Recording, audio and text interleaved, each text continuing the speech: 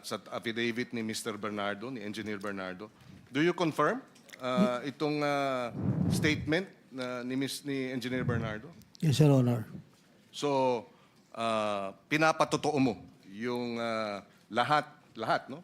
Nabasa mo ba yung... Hindi po. Your Honor, explain ko lang po, no? Yes, go ahead. Ako lang po yung kausap ni boss, pero hindi ko po kilala ko yung sino yung mga kausap niya. Your Yes, pero ikaw ang kasi maraming beses Yes po. nagde-deliver, Yes po, Your Honor. etc. Upon the instructions. Yes po, Your Honor. Okay. So, pinapatotoo mo yung mga deliveries ng 15% kay Ginoong Bunoan. Tama po ba yun? Nakalagay dito sa testimonya na... Sir, gaya po ng bilanggit ko, nagdi-deliver po ako nung instructions ni Yusek Bernardo sa akin, pero hindi ko po alam yung detalye kung kanino niya po i-deliver. dinideliver mo kay Yusek? Yes po, Your Wala Honor. kang diniliver kay ni Mr. Wala po, Your Honor. Sorry Yes. po, nakalimutan ko po magpaalam sa PG. Sorry po, nakasagot ko na. Okay lang, Pasensya na okay po. lang. Sige na, hindi na ako magtatanong Hindi po. hanggat magpaalam ka muna. Hindi po, okay na po. Okay. Yun lang po, sir. I admit, ako po yung nagdadala, pero hindi po ako yung Okay. personal na Saan nagdadala galing sa yun? kanila. Saan galing yung mga perang di pinadadala? Sa mga kontraktor, tama? Yes, Your Honor. So hindi ito public works money? Hindi. Hindi po. Hindi po. Private. Yes po. Kasi wala pa yung sinasabi ni ni Engineer Bernardo, ito yung nasa GAB pa lang o nasa NEP pa lang may 25% na, tama? O 10%, Yes, Your Honor. tama? So, hindi pondo ng DPWH. No po, Your Honor. Kinukuha ng DPWH sa mga kontraktor. Tama? Yes, Your Honor. Kasi ang mga kontraktor, yan ang, kumbaga, paraan para matiyak na makuha nila yung proyekto. Di ba? Yes, Your Honor. So, okay. So, paano yun? Marami dun sa mga proyekto hindi napatupad dahil nagkabukuhan na. Yun po yung risk nila, sir. Risk po Okay. nila. Kung di po natuloy, hindi naman po namin na... Hindi ba kayo hinahabol nitong mga kontraktor?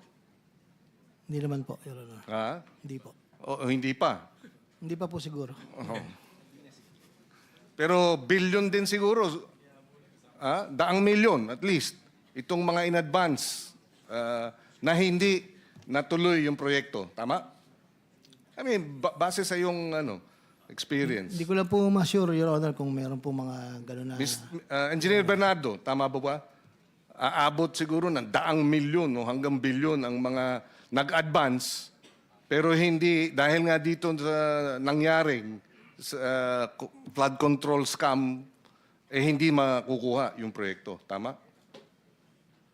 Mr. Chair, hindi ko po masyadong detalyado yun kung halimbawa po yung hindi natuloy, maghahabol. Dahil most of the times po, hindi ko naman po kausap ang contractors dito.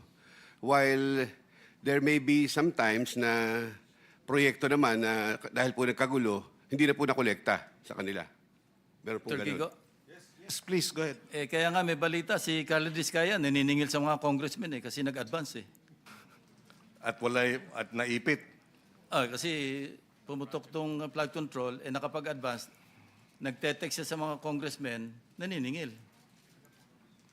Tama ba yan, Carly? Your Honor, hindi po.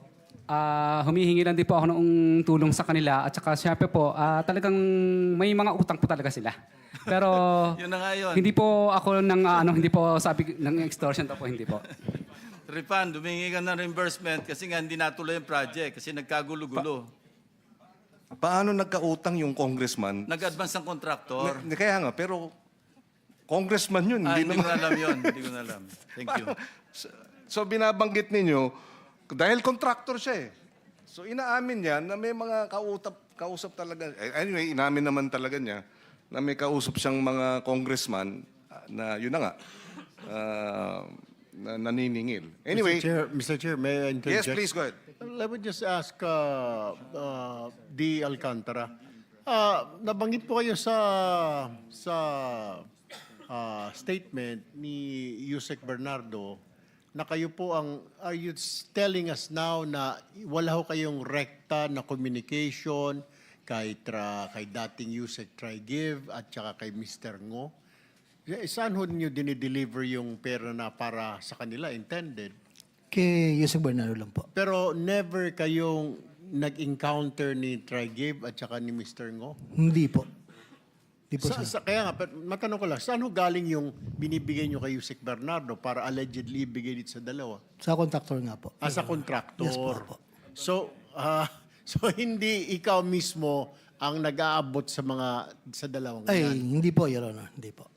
Pero kilala mo sila, Si Yusek. Yusek Oliver po, kilala ko po siya dahil nung DepEd inspection po ni Pangulo. Aha. What about nakita si po kami. Mr. Ngo? Hindi ko po kilala, Your Honor. So nanatol sir ha, kasi base dun sa statement, hindi direkta na inaabot ninyo ang pera dun kay Mr. Olaybar at kay Mr.